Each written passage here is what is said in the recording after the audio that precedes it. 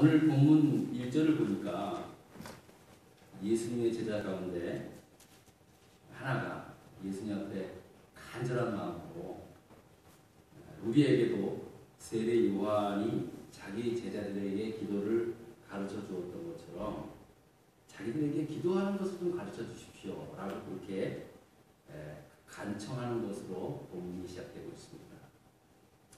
그러니까 적어도 이 말씀을 근거로 할 때 생각해보면 지금까지는 예수님께서 기도하는 일에 대해서는 뭐 특별한 제자들에게 특별한 가르침이나 말씀이 없었던 것을 의미하고 있습니다. 그렇지 않겠어요? 그러니까 제자 가운데 하나가 답답해서 예수님, 우리에게도 기도하는 방법 좀 가르쳐 주세요 라고 요청을 하게 된 겁니다. 제가 찾아봤습니다. 그랬더니 정말로 예수님께서 홀로 한적한 곳에 찾아가서 기도하시고 산에서 기도하셨다는 말씀은 있었지만 구체적으로 제자들에게 기도를 가르쳐 주신 기도에 대한 교훈은 11장서부터 시작되고 있는 것을 보게 됩니다. 예수님은 누구보다도 기도의 소중함을 알고 그 능력을 알고 그렇게 기도했던 분인데, 그래서 누구보다도 예수님이 자기의 제자들이 기도의 사람이 되어야 함을 잘 알고 있음에도 불구하고 실제로는 전혀 기도하라고 막 푸시하지도 않고 강요하지도 않았던 그러한 모습으로 비춰지고 있습니다.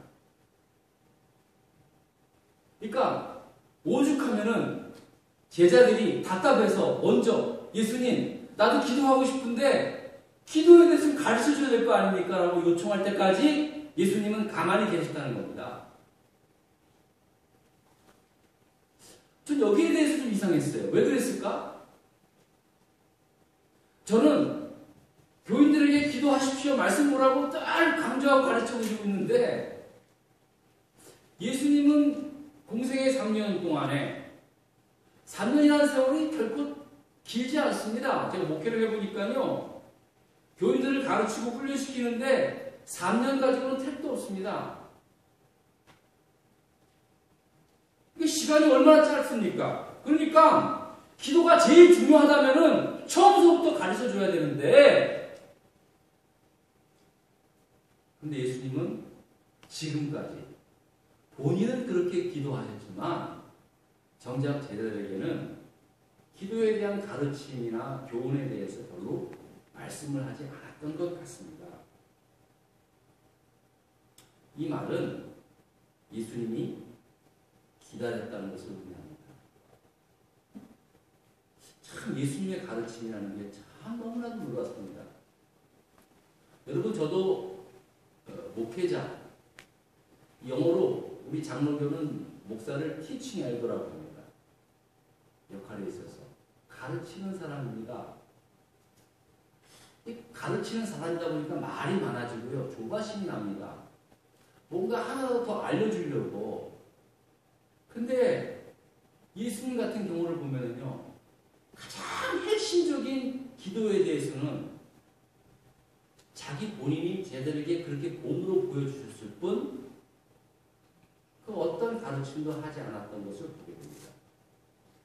전 여기서 침묵도 하나의 가르침이구나라는 것을 귀하게 깨달았습니다. 여러분도 그렇죠? 자식 가르칠 때, 자식 교육시킬 때 아무 말 하지 않고 기다립니다. 여러분, 그럴 수밖에 없는 것은 부모밖에 없습니다.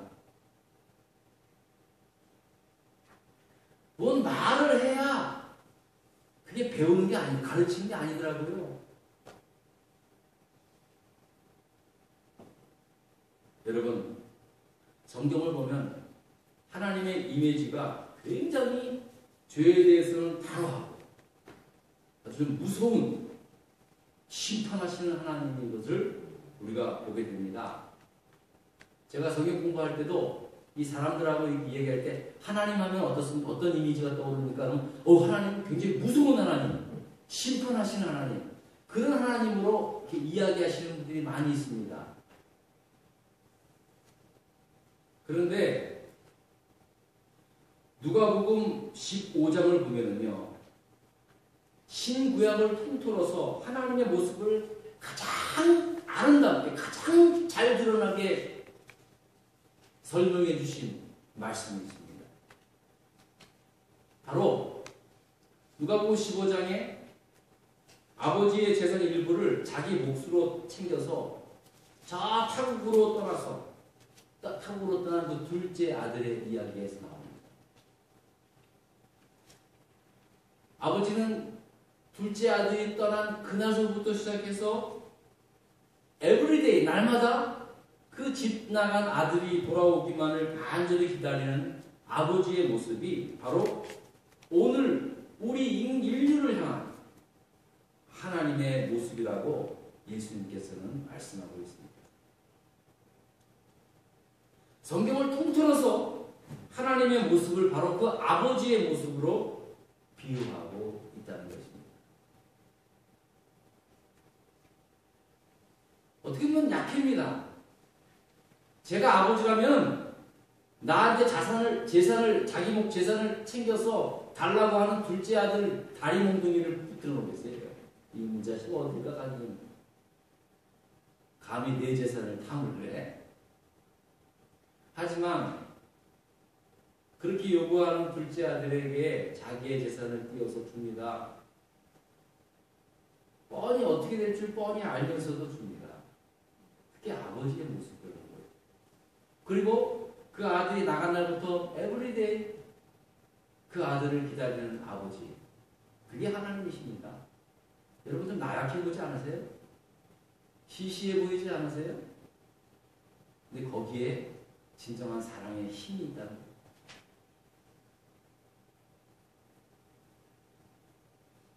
여러분 우리가 신앙생활 하다 보면 안 믿을 때가 많이 있습니다. 힘들 때 많이 있습니다. 이것도 아닌 것 같고 저것도 아닌 것 같고 그래서 자기 멋대로 살아갈 때가 있습니다. 여러분 잊지 마십시오.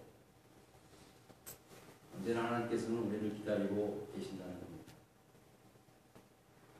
인내하시고 기다리시는 하나님이 계시다고 그 하나님 아버지가 계신다는 사실 하나만 알아도 절대 그 사람은 하나님 품 떠날 수 없습니다. 그게 축복입니다. 아버지의 재산을 받아서 집을 떠나 타국에서 화랑발탕한 삶을 살았음에도 불구하고 그 둘째 아들의 마음구석에는 항상 내 집에 가면 나를 기다리는 아버지가 계시다는 생각, 그것이 바로 결국 그를 구원의 길로 인도하신 것입니다. 볼지어다 내가 문 밖에 서서 두드리노니 누구든지 내 음성을 듣고 문을 열면 나는 그에게로 들어가 그로 더불어 먹고 그는 나로 더불어 먹으리라. 우리가 어떠한 상황 속에서도 문 밖에 서서 기다리고 계시는 예수님을 알고 있기만 하다면, 믿고 있기만 하다면 절대로 넘어지지 않습니다. 실패하지 않습니다. 어떠한 상황 속에도 일어설 수 있습니다.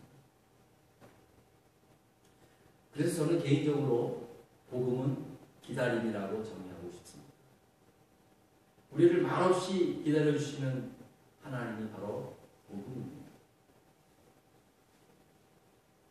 예수님께서도 기도의 본을 보이시면서 사랑하는 제 아들이 정말로 기도에 대한 가르침의 때를 기다리시는 것을 보면서 많은 생각을 해보게 됩니다.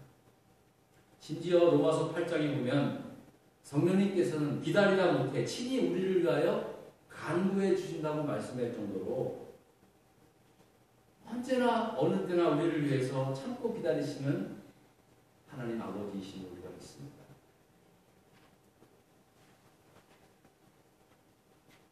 자, 그런데 오늘의 말씀을 시작으로 드디어 제자들이 기도하기를 원하고 가르쳐 달라고 합니다.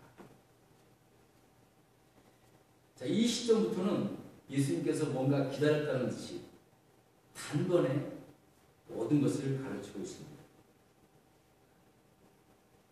많은 말을 해서 가르치는 것도 필요하지만 정말로 제자들이 가르침을 받고 간절히 원했을 때 단 한마디가 제자들의 기억 속에 영원히 남는 주님의 메시지가 되고 한 것입니다.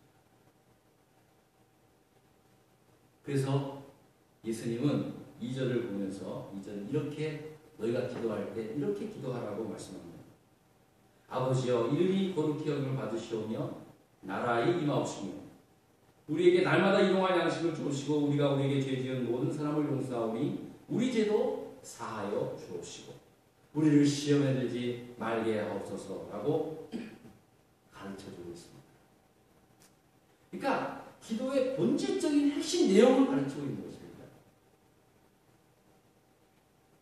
우리가 정말로 참된 기도는 오늘 예수님께서 가르치신 이 기도가 핵심이 되어야 되고 본질이 되어야 됩니다. 우리가 많이 기도합니다. 하지만 때로는 예수님께서 가르쳐주신 이 기도의 본질을 떠난 기도가 너무나 많이 있습니다. 그래서 오늘은 예수님께서 말씀하신 가르쳐주신 이 기도의 본질에 대해서 여러분에게 말씀을 전하고자 합니다. 먼저 예수님께서 가르쳐주신 기도를 보면요, 전체적으로 봤을 때 예수님은 관계 중심의 기도를 말씀하고 있습니다. 무슨 말씀이냐면 처음에는 하나님과 나와 이 수직적인 관계에 해당되는 기도를 말씀하고 있습니다. 즉 우리의 삶이 위로는 하나님 아버지께 영광을 돌리며 또 우리의 삶 가운데 하나님 나라가 이루어지는 것, 하나님의 뜻이 나타나고 이루어지는 수직적인 관계가 되어야 한다는 것입니다.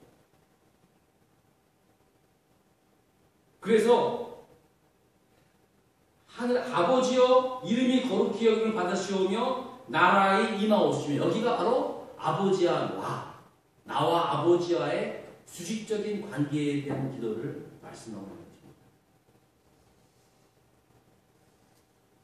보통 사람들 보면은 기도가 뭐냐고 생각했을 때 흔히들 말하기를 그저 자신의 소원이 이룰 수 있도록 자신의 소원이 이루어지도록 간구하는 것을 기도라고 생각합니다. 틀린 건 아니지만 이런 차원에서 본다면 기도라는 것은 기독교인뿐만 아니라 누구나 하고 또 누구나 기도를 통해 소원을 이룰 수 있습니다. 자기의 소원을 이루기 위해서 기도한다면 대상이 하나님이 아니어도 됩니다. 정한수 떠놓고 고목나무 아래에서 기도하는 것도 기도입니다. 그러나 기도의 대상이 온 우주 만물을 창조하신 살아계신 하나님이신 것을 아버지이신 것을 분명히 정할 때는요, 그 기도의 성격은 완전히 달라지게 되어 있습니다. 물론 이 가운데서도 우리가 우리의 소원을 하나님께 간구할 수 있습니다. 개인적인 소원들을. 그러나 그러한 차원을 넘어서 기도가 하나님의 이름이 높이고 하나님 나라의 영광과 하나님 나라의 임재하심을 위하여 기도한다고 한다면 그 기도야말로 오직 하나님의 자녀들만이 할 수 있는 기도가 된다는 것입니다. 무슨 말인지 알겠죠? 예수 안 믿는 사람도 다 기도합니다. 기도하기 위해 정성을 올립니다. 어쩌면 예수 믿는 사람보다 더 지극 정성으로 기도하는 사람들이 많이 있습니다. 그러나 하나님 아버지께 하는 기도와 미신 앞에서 미신을 믿는 기도는 분명히 다릅니다. 어떤 차이가 있습니까? 미신은 자기의 소원이 이루어지기를 바라는 마음으로 기도하는 겁니다. 미신은 자기가 기도하는 대상의 마음을 움직여서 자기의 원하는 것을 이루려고 합니다. 그래서 신을 달래기도 하고 정성을 다해 감동을 시키기도 합니다. 여러분 한국에서는요 웬만한 이름 있는 무당한테 부탄변하면요 수천만 원이 드는 거 잘 아시죠? 제 친구 2명 엄마가 다 무당이거든요. 제가 또 살았던 동네가 이상하게 굿을 많이 하는 동네였어요. 제 친구 엄마도 조그만 가게를 하셨던 분인데 남편이 죽는 과정을 통해서 신내림을 받으셨어요. 그 작두를 타는 첫 그 굿을 하는데 작두를 타는 굿을 하시는데 제가 가봤거든요. 아 정말 무섭더라고요. 제가 알기로는 몇 년도 안 돼, 제 기억에는 몇 년도 안 돼서 내 친구네가 이사를 갔는데 엄청난 돈을 벌었어요. 엄마가. 그래서 아들들을 위해서 남대문 시장에 뭐 전통이 몇 개 사고 막 그랬다 그러는데 나중에 어머니 돌아가시는데 5년도 안 돼서 결국은 다 들어먹고 됐다. 뭐 그런 이야기를 제가 들었습니다. 얘기가 빗나갔는데 여러분 우리 특히 한국 사람들이 지역 정성이 좀 강하지 않습니까? 그래서요 정성이 있어야 자기 소원이 이루어지기만 한다면 수천만 원 막 그 사채빚을 얻어서까지도 구슬하는 사람을 봅니다. 이 정도입니다. 그러나 결국 그 기도의 본질이 뭐냐? 그것은 사람, 자기의 뜻이 이루어지는 겁니다. 자기의 소원이 이루기 위해서 수천만 원의 금액을 들여가면서 구슬합니다. 그러나 하나님께 드리는 기도는 내 소원을 이루는 것이 아니라 하나님의 뜻이 우리의 삶을 통해서 우리의 교회를 통해서 이루어지는 것을 본질로 삼고 있습니다. 그게 하나님의 자녀들이 하는 기도의 본질입니다. 그래서 기도가 때로는 힘들 수 있습니다. 물론 우리의 소원도 하나님께 기도해야 합니다. 그러나 사실은 살아계신 하나님이라면 분명히 우리가 얘기 안 해도 다 아십니다. 내가 구하지 않는 것까지도 하나님께서 주십니다. 여러분 그게 하나님이십니다. 그래야 하나님이시죠.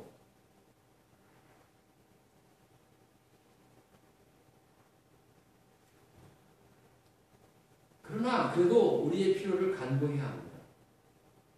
그러나 항상 기도의 본질은 하나님 나라가 임하는 기도가 되어야 합니다. 여러분 정직하게 말씀을 드리자면 저나 여러분의 마음속에 하나님 나라가 어디 있습니까? 지금 나 사는 것도 바쁜데 내 자식 새끼 가르치고 먹이고 하는 것도 지금 마음이 모자라는데 무슨 하나님 나라입니까? 목사인 저도 마찬가지인데요.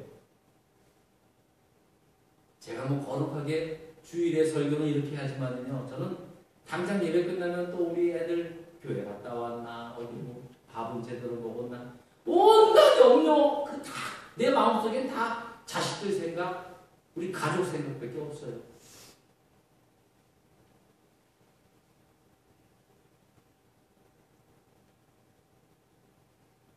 그런데요.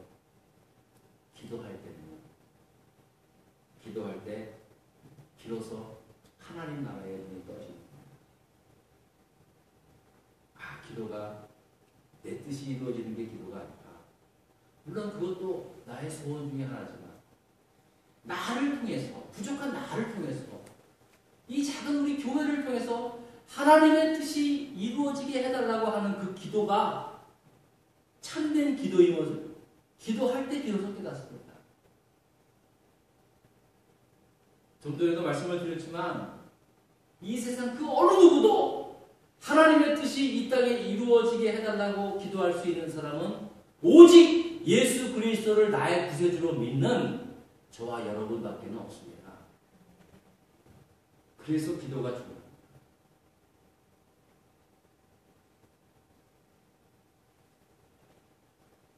이것이 바로 예수님께서 가르쳐주신 기도의 본질입니다. 그러므로 저와 여러분들이 함께 모여 예배하는 이 자리가 우리 기도의 열매가 되어야 합니다.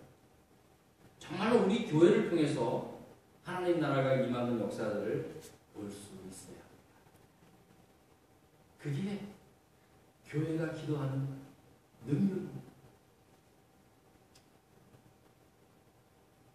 여러분, 세상 사람들도요, 자기의 소원 다 이루고 잘 살더라고요. 제가 이번에 한국 가서 보니까는요, 예수 안 믿고 사는 우리 친척들 보니까 적어도 사는 것에 대해서는 훨씬 더 잘 먹고 잘 사시는 분들 많이 계시더라고요.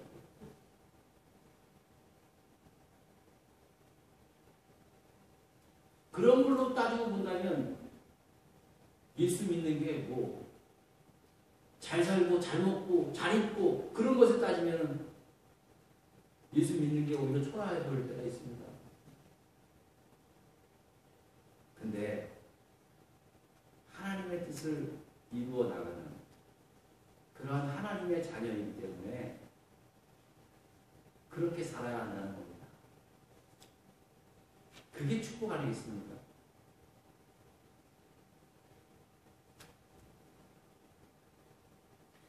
그래서 우리가 늘 반문해야 합니다. 늘 돌아보아야 합니다. 정말로 우리 교회가 하나님의 뜻이 나타나고 하나님 나라가 임하는 교회가 되는가? 내 삶이 그러한 삶이 되는가? 부족합니다. 잘합니다. 하지만 부족하지만 내가 정말 그것을 의식하고 있는가? 늘 돌아보며 섬기는 것. 이게 바로 교인입니다. 교인입니다. 그런 게 교인입니다. 그런가 하면 예수님께서 가르쳐주신 두 번째 기도의 내용을 보면 우리에게 날마다 일용할 양식을 주옵시고 우리에게 죄 지은 모든 사람을 용서하며 우리 죄도 사하여 주옵시고 우리를 시험에 들지 말게 하옵시고라고 말씀하고 있습니다. 여러분, 이 기도는 무엇을 뜻하고 있습니까? 이웃과의 관계를 위해서 기도하라고 말씀합니다. 처음에는 하나님 나라와 하나님 아버지께 하나님 나라를 위해서 수직적인 관계라면 일용할 양식을 위해서 용서를 위해서 기도하는 것은 이웃과의 관계를 기도하는 가장 중요한 핵심이 된다는 말씀입니다. 자, 그런데 우리가 하나 퀘스천이 있습니다. 여기서 이웃 사랑을 실천하기 위해서 제일 첫 번째 한 기도가 뭡니까? 우리에게 날마다 일용할 양식을 달라는 기도입니다. 여러분, 이상하지 않아요? 이웃과 이웃을 위해서 내 이웃을 내 몸과 같이 사랑하시는 그 예수님의 말씀을 실천하기 위해서 우리가 제일 먼저 일용할 양식을 구하라고 예수님은 말씀합니다. 여러분, 이것은 놀라운 주님의 말씀이 있습니다. 담겨져 있습니다. 이것은 바로 오늘 내게 주어진 일용할 양식으로 내 삶을 만족해 하며 양식 아닌 것들에 욕심내지 않고 일용할 양식을 제외한 모든 것들을 기꺼이 이웃과 함께 사용할 수 있도록 그 사랑을 실천할 수 있도록 기도하라는 예수님의 마음이 담겨져 있다는 것입니다. 일용할 양식을 달라는 말은 매일매일 나 먹고 살 것 그거 구하라는 것이 아니라 일용할 양식으로 만족할 수 있는 만족한 마음, 자족하는 마음 주게 해달라고 기도하는 거고 양식 아닌 것들에 대해서 욕심내지 않게 해달라고 기도하는 거고 일용할 양식 제외한 모든 것들을 내가 가질 수 있다면 그런 것들을 가지고 이웃과 함께 사랑을 나눌 수 있는 그러한 사람이 되게 해달라고 기도하는 것이 일용할 양식을 구하는 기도라는 겁니다.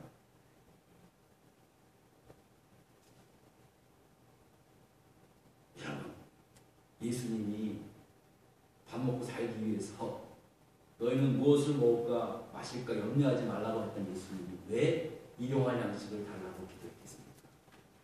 이것은 방어법이에요.